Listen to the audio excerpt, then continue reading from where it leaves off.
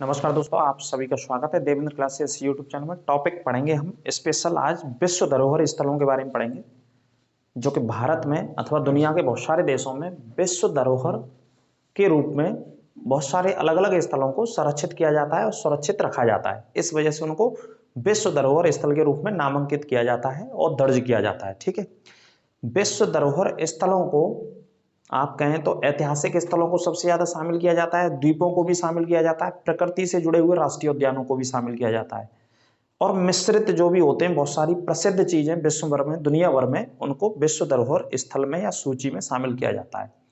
विश्व धरोहर सूची में शामिल करने के पीछे का जो उद्देश्य है वो है उन स्थलों को, जो दुनिया के ऐतिहासिक स्थल हैं अलग अलग देशों में, उनको सुरक्षित रखना और संरक्षित रखना। यह उद्देश्य है उन स्थलों को शामिल करने का।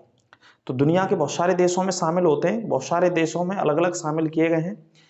इस कार्य को करने के लिए एक अंतर्राष्ट्रीय संगठन है जिसका नाम है यूनेस्को।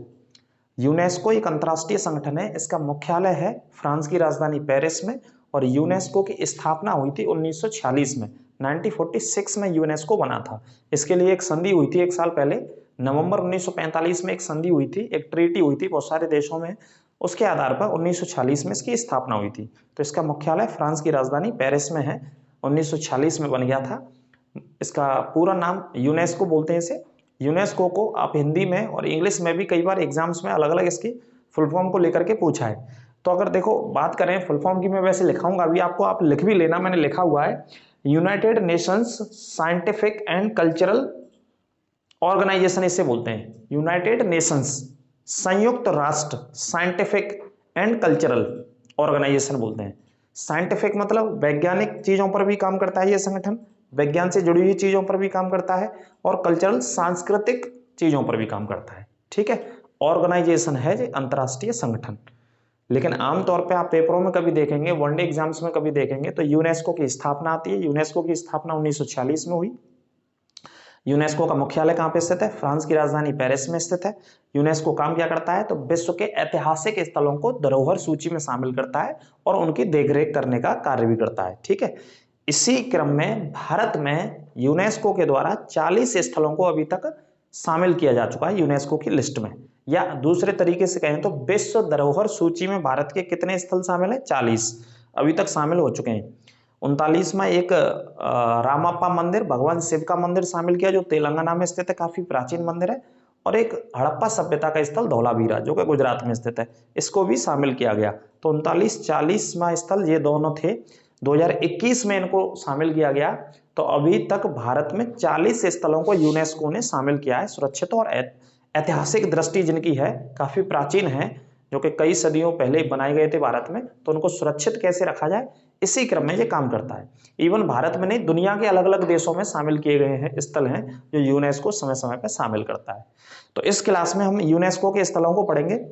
आप यूनेस्को के स्थल तो पढ़ेंगे, ये बात तो है, एक पॉइंट याद रहेगा, लेकिन दूसरा जीके का पॉइंट आपको वर्ड्स याद रहेगी यहाँ पे।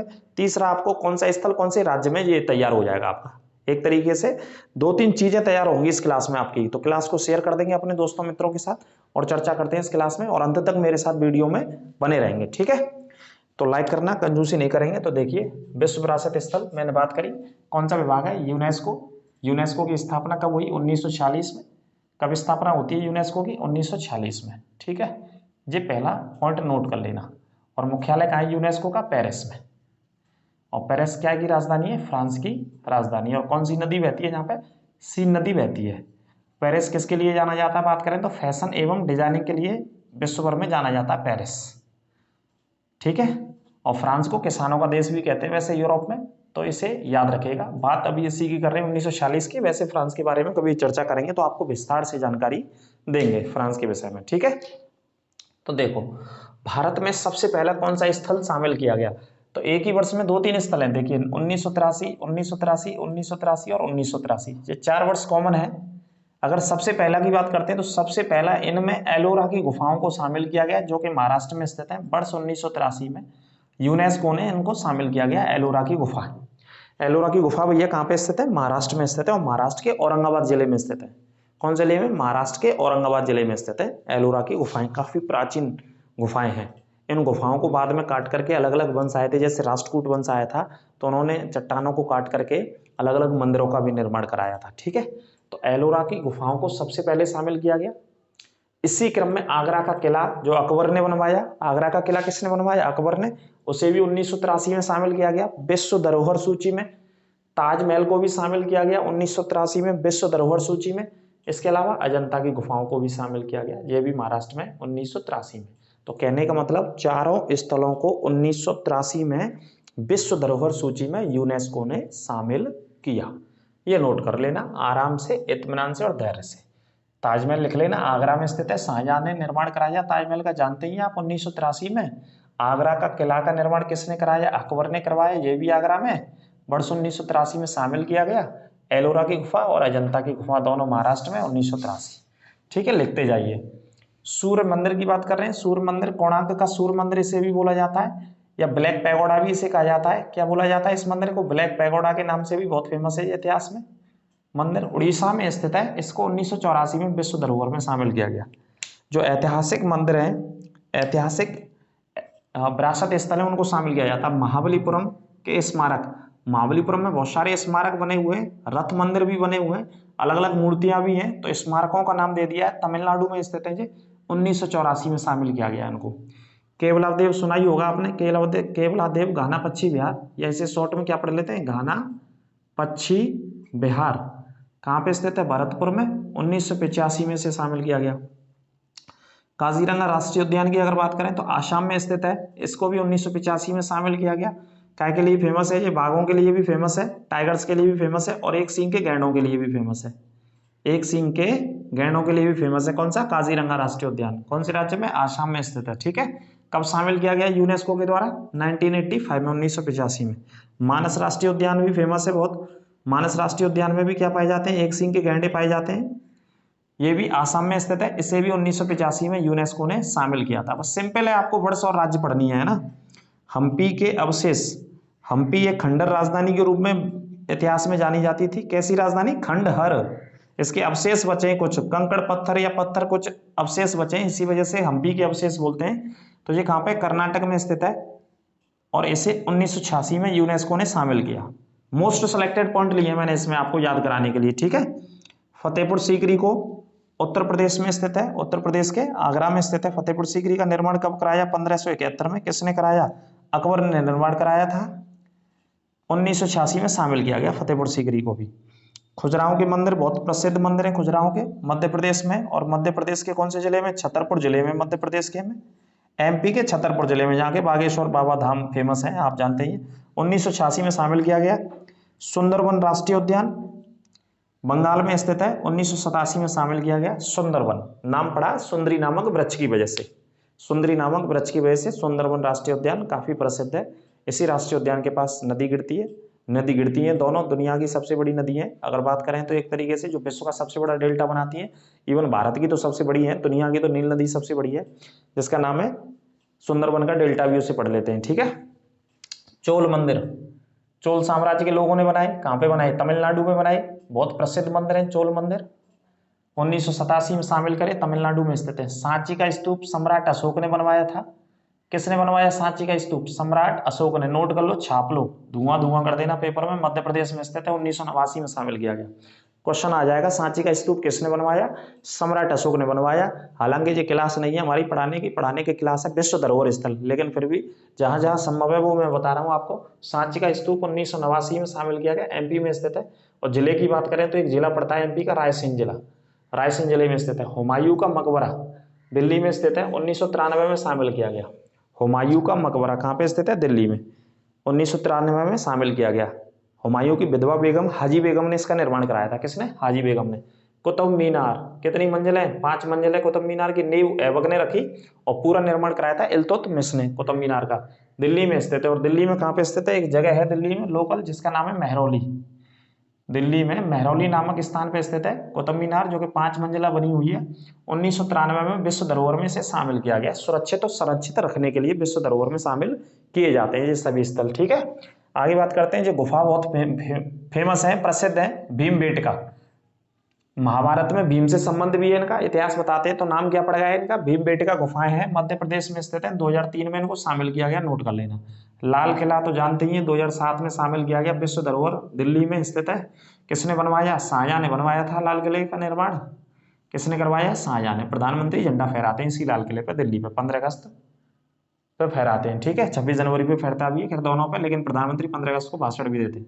पश्चिमी घाट, यहाँ सबसे ज्यादा क्या क्या पाई जाती है? जैव विविधता पाई जाती है पश्चिमी घाट में। अब आप कहेंगे कि साहब जैव विविधता क्या है गुरुजी? जैव विविधता ऐसे स्थलों को बोलते हैं कि जहां पर पेड़ पौधे और जीव जंतुओं की बहुत सारी प्रजातियां पाई जाती हैं, अलग अलग प्रकार के पेड़ पौधे पाए जाते हों और अलग अलग दुनिया भर के प्रकार के जीव जंतु पाए जाते हैं। ऐसे इलाके को, ऐसे क्षेत्र को जैव विविधता या इंग्लिश में बायोडायवर्सिटी बोलते हैं, या हॉट स्पॉट के नाम से भी जाना जाता है, ठीक है। तो पश्चिमी घाट को शामिल किया गया 2012 में। पश्चिमी घाट कई राज्यों में फैला है, उदाहरण के तौर पर महाराष्ट्र, गोवा, कर्नाटक लिख लेना। चित्तौड़गढ़ राजस्थान में, कुंभलगढ़ राजस्थान में, रणथंभौर राजस्थान में। ये किले बहुत प्रसिद्ध हैं, बहुत सारे टूरिस्ट यहाँ घूमने जाते हैं। राजस्थान तो आप जानते हैं इतिहास की धरती है, ऐतिहासिक धरती है। राजस्थान का ही इतिहास है अगर बात करें तो, असल में अगर पढ़ना हो तो पूरे भारत में। तो ये किले हैं, अलग अलग शासकों ने, राजाओं ने बनवाए, 2013 में शामिल करे गए ये तीनों। विश्व धरोहर रानी की वाव मोस्ट इंपोर्टेंट है। रानी की वाव 2014 में गुजरात के पाटन में स्थित है, ये इसे शामिल किया गया 2014 में विश्व धरोहर सूची में, ठीक है। नालंदा विश्वविद्यालय बहुत प्रसिद्ध है, आप जानते हैं। नालंदा विश्वविद्यालय को उजाड़ दिया था एक व्यक्ति था जिसका नाम था बख्तियार खिलजी, कुतुबुद्दीन ऐबक का सेनापति। इसने नालंदा विश्वविद्यालय पर आक्रमण किया और आक्रमण करके इसमें आग लगा दी। तो 6 महीने तक बताते हैं आग जलती रही थी, इतनी बड़ी पुस्तकालय थी नालंदा विश्वविद्यालय की। नालंदा विश्वविद्यालय, विक्रमशिला विश्वविद्यालय बौद्ध धर्म के अध्ययन के लिए भारत में जाने जाते रहे जी पुराने समय में, ठीक है। तो नालंदा विश्वविद्यालय बिहार में स्थित है। इसे कब शामिल किया गया? 2016 में। और कहाँ पे स्थित है ये? बिहार में। कंचनजंगा राष्ट्रीय उद्यान कहाँ पे स्थित है? सिक्किम में। 2016 में शामिल किया गया। कंचनजंगा सिक्किम की सबसे ऊंची चोटी भी है और कंचनजंगा राष्ट्रीय उद्यान भी है इसी नाम से। 2016 में धरोहर सूची में यूनेस्को ने शामिल किया, आराम से लिख लो। अब बात करते हैं 40वां जो स्थल है। भारत के टोटल कितने स्थल हैं? 40 स्थल हैं जो यूनेस्को में शामिल है। इस पॉइंट को भी नोट कर लेना। 40वां कौन सा है? धौलावीरा। धौलावीरा कहाँ पे स्थित है? गुजरात में। कब शामिल किया गया? 2021 में शामिल किया गया धौलावीरा। 2021 में शामिल किया गया धौलावीरा। हड़प्पा सभ्यता का एक स्थल है जो कि गुजरात में स्थित है, बिल्कुल कर्क रेखा के पास स्थित है। कर्क रेखा भारत के कितने राज्यों से जाती है भैया? 8 राज्यों से जाती है। तो जहां होकर के कर्क रेखा 8 राज्यों मतलब 8वें राज्य गुजरात में पहुंच रही है, वहां स्थित है ये बिल्कुल कर्क रेखा के समीप धौलावीरा। तो 40वें स्थल के रूप में यूनेस्को ने इसे शामिल किया। 39वां रामप्पा मंदिर है, भगवान शिव का मंदिर है, तेलंगाना राज्य में स्थित है। 2021 में इसको शामिल किया गया। तो कुल मिला के इसमें मोस्ट इंपोर्टेंट पॉइंट मैंने लिए, मैं ये नहीं कह रहा कि सभी लिए मैंने, लेकिन बहुत मोस्ट इंपोर्टेंट लिए मैंने आपके लिए। और वैसे ओवरऑल मैं बता दे रहा हूं 40 स्थल हैं जो कि आपके सामने मैंने बताया है। 39वां 40वां अभी तक विश्व धरोहर सूची में शामिल है। और विश्व धरोहर सूची में शामिल करने का श्रेय कैसे जाता है? यूनेस्को को। यूनेस्को की फुल फॉर्म लिख लेना, यूनाइटेड नेशंस। शुरू का शब्द क्या है? यूएन। तो यू से यूनाइटेड, एन से नेशंस, इसके अलावा ई से, ई का भूल गए हम, इसमें एजुकेशन भी है, इसमें ई से एजुकेशन भी है, शिक्षा के लिए भी काम करता है जी। ई से लिख लेना एजुकेशन। ई से क्या है? एजुकेशन। उसके बाद scientific and cultural. Scientific and cultural, scientific मतलब वैज्ञानिक तौर तरीकों पे काम करता है, वैज्ञानिक गतिविधियों को बढ़ाने के लिए, और संस्कृति से संबंधित है ना। ऑर्गेनाइजेशन है यूनेस्को, आराम से लिख लेना। हिंदी में बात करें तो संयुक्त राष्ट्र शैक्षिक, एजुकेशन की बात हो रही है तो शैक्षिक शब्द आ गया। साइंटिस्ट की बात हो रही है साइंटिफिक की, तो वैज्ञानिक के लिए वैज्ञानिक गतिविधियों पर भी काम करता है। कल्चरल की बात हो रही है तो सांस्कृतिक शब्द आ गया। बस 3 शब्द आ गए, टेंशन नहीं लेनी बिल्कुल। चाहे हिंदी में पूछ ले ऑप्शन देके, इंग्लिश में पूछ ले, आराम से आंसर लगा देना आप। शैक्षिक वैज्ञानिक सांस्कृतिक संगठन है जिसका नाम है यूनेस्को, जिसका मुख्यालय फ्रांस की राजधानी पेरिस में, और स्थापना हुई थी 1946 में। और भारत में कितने स्थल शामिल किए अभी तक? 40 स्थल है। और लास्ट कब शामिल किए गए थे? 2021 में 2, एक धौलावीरा और एक रामप्पा मंदिर है तेलंगाना में, भगवान शिव का मंदिर है। दुनिया में सबसे पहला जो विश्व धरोहर स्थल शामिल किया, अगर विश्व की हम बात करें तो इक्वाडोर देश है, एंडीज पर्वत श्रृंखला पे स्थित है। कहां पे स्थित है? इक्वाडोर एंडीज पर्वत श्रृंखला पर, माफ कीजिए, जो दुनिया की सबसे लंबी पर्वत श्रृंखला है एंडीज। इसे भी नोट कर लेना जो नए बच्चे देख रहे हैं इस क्लास को।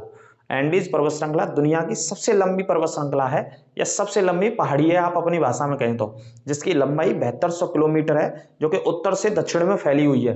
उत्तर से दक्षिण में फैली हुई है। इसी पर एक देश स्थित है जो कि उत्तर वाली हिस्से में है, जिसका नाम है इक्वाडोर, जिसकी राजधानी क्वेटो है। क्या देश का नाम? इक्वाडोर, जिसकी कैपिटल क्वेटो है। और इसमें एक द्वीप था, एक आइलैंड था, उसको सबसे पहले दुनिया में शामिल किया यूनेस्को ने विश्व धरोहर सूची में 1978 में शामिल किया था सबसे पहले यूनेस्को ने विश्व धरोहर स्थलों के रूप में संरक्षित करने के लिए। तो द्वीप का नाम क्या है? गैलापागोस द्वीप। गैलापागोस द्वीप ये दुनिया का सबसे पहला स्थल इक्वाडोर में, चाहो तो लिख लेना, वैसी जानकारी के लिए मैंने आपको बता दिया है। तो कुल टोटल कितने स्थल हैं भारत के भैया? तो कुल टोटल 40 स्थल हैं। और यूनेस्को में सदस्य देश कितने? 194। यूनेस्को में दुनिया के कितने देश सदस्य हैं? 194, ये भी लिख लेना। और भारत के कितने स्थल हैं? 40। प्राकृतिक स्थल भी है, सांस्कृतिक भी है, और कैसे पढ़ लेते हैं? मिश्रित भी है। प्राकृतिक और सांस्कृतिक दोनों प्रकार के मिश्रित भी होते हैं इसके अंदर, ठीक है, ये पॉइंट नोट कर लेना। और दुनिया में अगर बात करें तो सबसे ज्यादा विश्व धरोहर स्थल इटली में, उसके बाद चीन में, और उसके बाद जर्मनी में। इन 3 देशों में सबसे ज्यादा है विश्व धरोहर स्थल। अगर विश्व में आपसे पूछ लिया जाए, जो कि नहीं पूछेगा, संभावना नहीं है इस बात की, ये भारत की संभावना प्रॉपर है। सबसे पहला याद रखना और लेटेस्ट याद रखना। भारत में सबसे पहला 1983 में ताजमहल आ सकता है, आगरा किला आ सकता है, अजंता और एलोरा की गुफा 1983 में सबसे पहले शामिल करिए सुरक्षित और संरक्षित रखने के लिए। दुनिया का देश है इटली, इटली में सबसे ज्यादा है, उसके बाद चीन में, उसके बाद जर्मनी में, ठीक है। और इंडिया में टोटल कितनी है? 40। क्लास कैसी लगी कमेंट के माध्यम से बता सकते हैं। दिक्कत हो तो जो भी है आपका प्रश्न अगर दिमाग में चल रहा हो यूनेस्को को लेकर के, इस संगठन को लेकर के, विश्व धरोहर स्थलों को लेकर के, तो वो आप प्रश्न कर सकते हैं, उसका उत्तर आपको दिया जाएगा अगली क्लास में। और क्लास को ज्यादा से ज्यादा दोस्तों और मित्रों के साथ शेयर कर दिया करिए। पैट के लिए तैयारी में लगे रहिए। पैट का नोटिफिकेशन आ गया है, फॉर्म में देरी ना करें, फॉर्म को बिल्कुल जल्दी से जल्दी डाल दें। 50 नंबर की जीके, उसके लिए आप देवेंद्र क्लासेस यूट्यूब चैनल से बिल्कुल फ्री ऑफ कॉस्ट जो कोर्स है हमारा वो कैसा है? निःशुल्क है, बिल्कुल निःशुल्क कोर्स है, आप जाकर के प्लेलिस्ट में पढ़ सकते हैं। अपना ख्याल रखिए, अगली क्लास में फिर आपसे मुलाकात करेंगे। नमस्कार।